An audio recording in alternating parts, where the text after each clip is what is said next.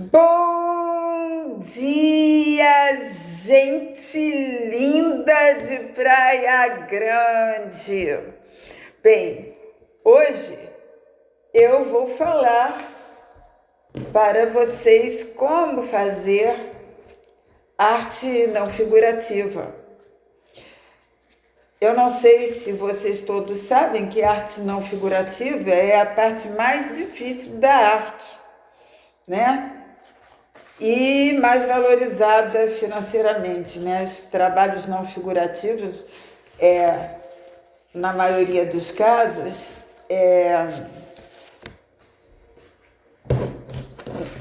eles chegam a valores muito altos, que é o contrário do que se pensa.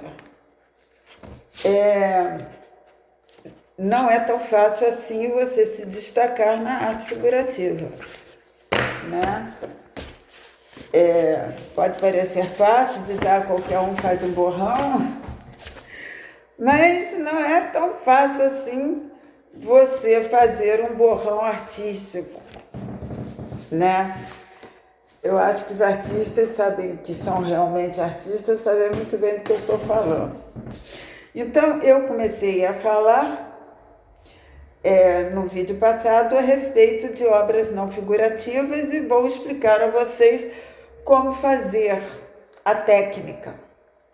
E é aquilo que eu sempre digo a vocês, o artista tem que brotar de dentro de vocês. Então, o trabalho de um professor, de preferência sendo outro artista, porque ele vai saber como isso se processa, é fazer com que o artista brote dentro de cada um indivíduo. Porque técnica é fácil, não é? Com técnica você faz qualquer coisa, desde um trabalho não figurativo até um trabalho clássico, que não quer dizer que nenhum dos trabalhos de uma pessoa em todas essas gamas tenha valor artístico. Tem valor, muitas vezes, técnico, né? Então, eu vou mostrar aqui uma coisa, eu vou mostrar aqui os meus trabalhos, que aí sim, para chegar onde eu cheguei de formas, etc. e tal, de estilo, precisa-se de um tempo, de um estudo, de uma capacidade. Mas, para executar, é muito fácil. Por isso que quando eu vi que a minha vida estava em risco por causa dos meus trabalhos, eu queimei todos, né, para desespero do ladrão que entrou na minha casa, para roubá-los, que veio lá de São Paulo para fazer isso, um ladrão de arte, né, conhecido, que está na cadeia, porque também roubou o filho do Santo Antônio lá da Igreja Barroca, mas eu fiz isso porque eles estão todos na minha cabeça, né? Não há nada que eu tenha destruído que eu não possa fazer igual ou muito melhor. Igual um artista nunca faz sempre melhor.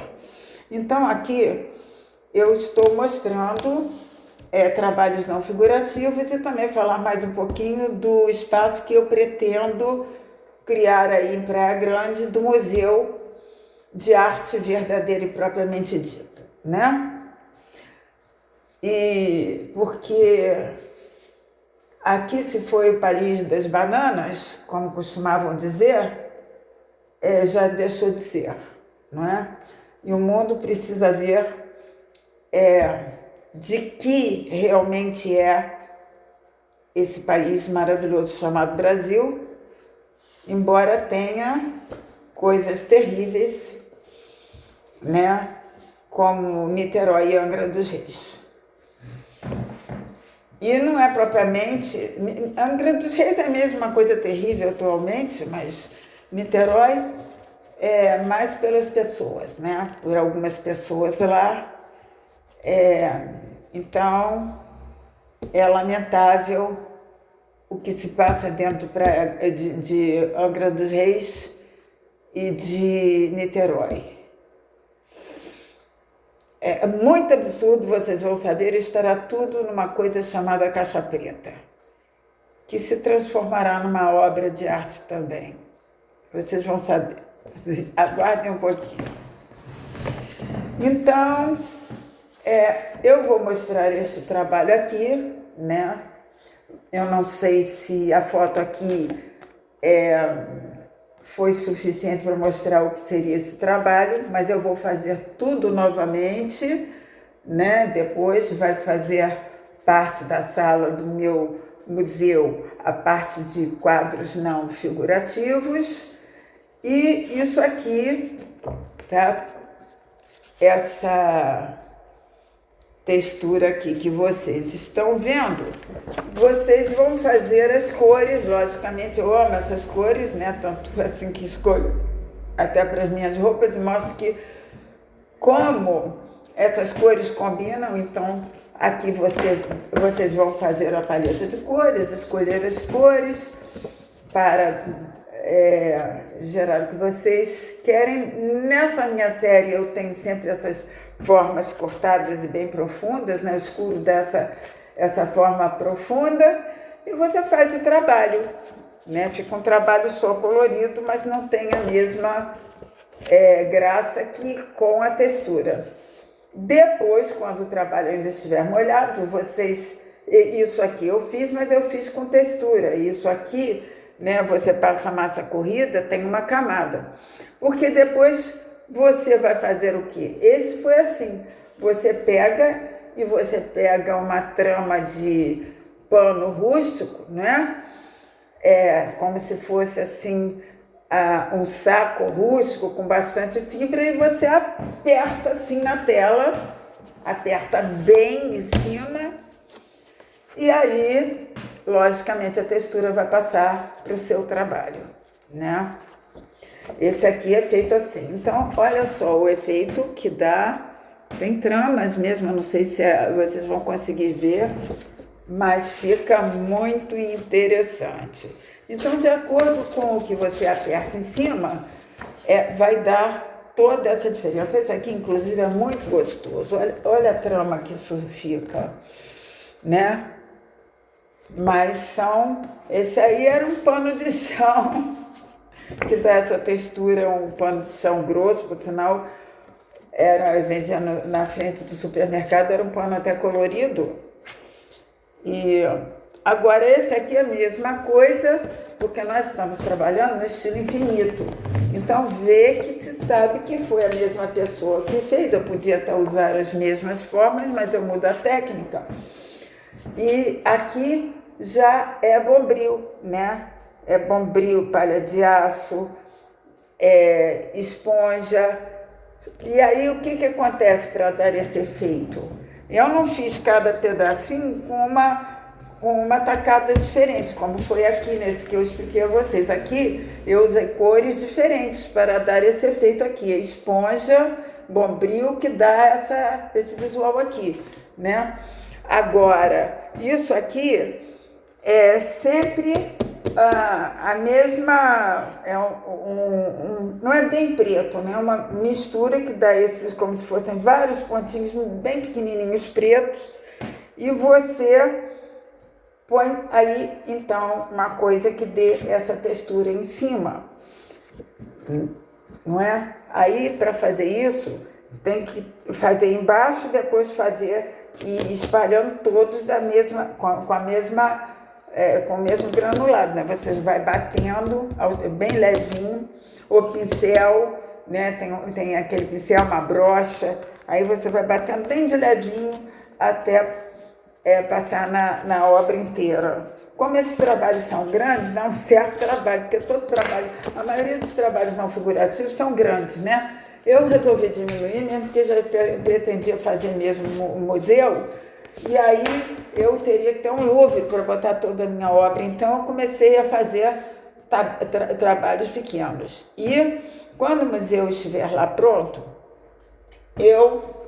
vai ser muito interessante, porque eu vou continuar dando aula a vocês aí presencialmente, e eu acho que um artista, para se considerar realmente um artista, ele tem que saber fazer desde do não figurativo até o figurativo clássico, né? É assim que era a escola antigamente.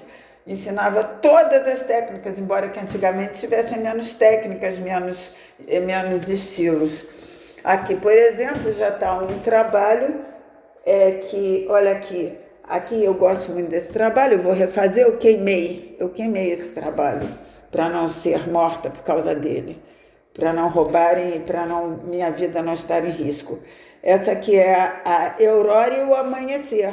A Aurora não, a Aurora. Né? Então aqui vocês estão vendo, olha aqui, a Aurora está aqui, né? Encobrindo ainda com as nuvens, e aqui está o amanhecer. Isso me lembra muito Praia Grande também, porque tem aqueles pôres do sol lindos, aqueles amanheceres lindos, né? Isso tudo aqui vai pertencer a Praia Grande, porque vai para o meu museu e será patrimônio de Praia Grande, a Aurora e o Amanhecer. E aí vocês veem que já é um trabalho clássico, né? Isso aqui também uma outra interessante, que está aqui, né? A concha e a mulher, que vocês já conhecem esse trabalho, porque eu fiz escultura também, e é muito interessante, porque às vezes a gente faz um trabalho pintado e transforma em escultura, e às vezes faz uma escultura e transforma em trabalho pintado. Aqui está ela como escultura, né? Que aqui está em cima da mesa, olha aqui. Vocês podem ver, aqui está a escultura. Então, isso foi um quadro que se transformou em escultura. Muitas esculturas minhas eu transformo depois em quadros, não é? E aqui também tem uma coisa interessante, porque o museu que eu vou fazer aí, se Deus quiser, eu vou fazer uma coisa bem simples. Eu vou fazer uma coisa assim, como vocês estão vendo.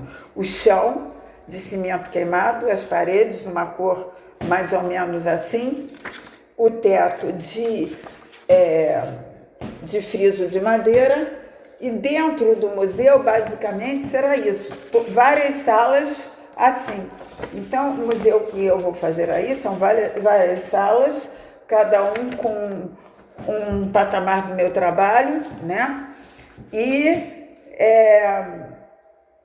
então o chão de cimento queimado, né? Que é bem brasileiro isso, o teto de madeira que eu gosto muito, dá um ar gostoso, né? De aconchego, as paredes num tom neutro. Dentro vai ser tipicamente isso em minhas obras de arte. Numa das salas vai ter o quadro que eu acho que vai ficar mais famoso que Mona Lisa, que provavelmente será a maior obra que eu já fiz na vida e já idealizei. Ele se chama quadrilátero negro não, ele se chama Tampa da Caixa Preta. E eu vou falar nisso com vocês em outro vídeo, que esse trabalho, que vai ser o trabalho que eu acho que vai ser mais importante do meu museu e vai atrair gente de todo mundo, todos os lugares do planeta, se chama Tampa da Caixa Preta, um quadrilátero.